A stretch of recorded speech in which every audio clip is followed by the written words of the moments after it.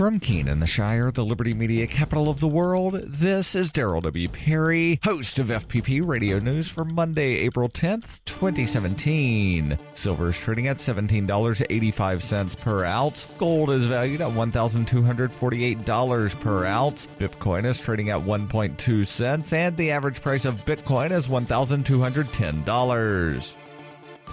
Antiwar.com reports, despite the Trump administration having last week launched military strikes against Syria's government, the official narrative on the future of Syrian President Bashar al-Assad remains confused, with top U.S. officials continuing to issue conflicting statements on the matter. U.S. Ambassador to the UN, Nikki Haley, continued to play up the idea of imposing regime change militarily, insisting that there could be no peace in Syria as long as Assad remains in power, and that forcing Assad out of office remains a top priority for the U.S. Secretary of State Rex Tillerson, on the other hand, insists that the top U.S. priority was to eliminate the Islamic State and that the future government of Syria, as well as Assad's fate, were up to the Syrian people. This echoed U.S. comments made a couple of weeks prior, before the shift back to the Obama-era demands of unconditional regime change. While exactly what the U.S. position now is seems to be anyone's guess, and indeed there is a fair chance that the Trump administration hasn't figured it out at all, National Security Advisor H.R. McMaster attempted to split the difference between Haley and Tillerson, insisting that the U.S. will continue to push for regime change but will not be the ones to impose it outright.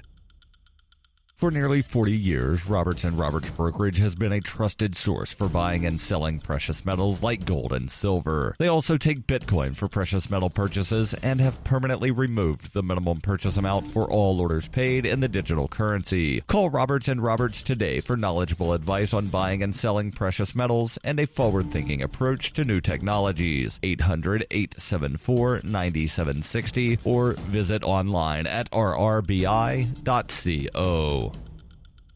UPI reports 5 children were injured, 2 of them seriously, when 2 inflatable bounce houses went airborne during a church festival in South Carolina. The bounce houses were part of a carnival on Saturday at Springwell Church in Taylor, South Carolina, near Greenville in the northwestern part of the state. David Pearson, operations pastor at the church, said in a news release, shortly after 2 p.m., an unexpected wind gust out of control lifted an inflatable amusement that was on our campus for the event. We are saddened for those who were injured during the unfortunate accident.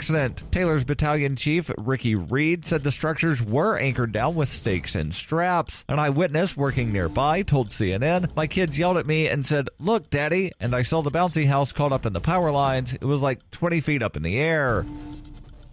Are you an advocate for free market money? Do you promote Bitcoin as an alternative in a fiat-centric world? Then you need Spend-A-Bit in your arsenal, the search engine for things you can buy with Bitcoin. Spend-A-Bit aggregates millions of products from thousands of Bitcoin-enabled merchants. Keep your money in the free economy. Visit spendabit.co today. Bitcoin merchants, ask about our merchant suite to reach even more customers. Spendabit.co.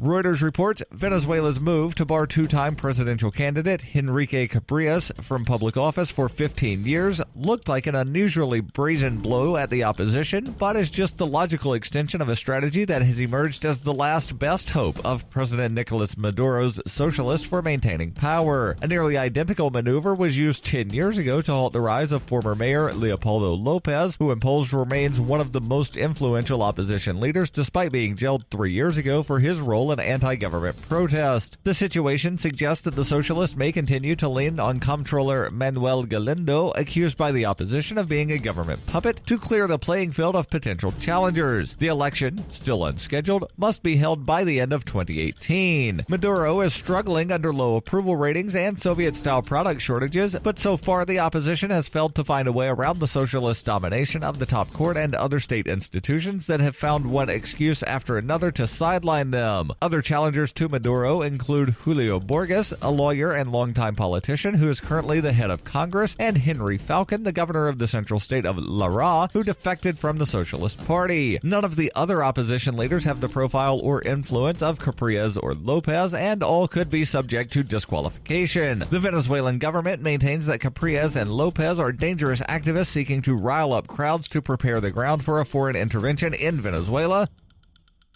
This has been FPP Radio News, online at fppradio.com.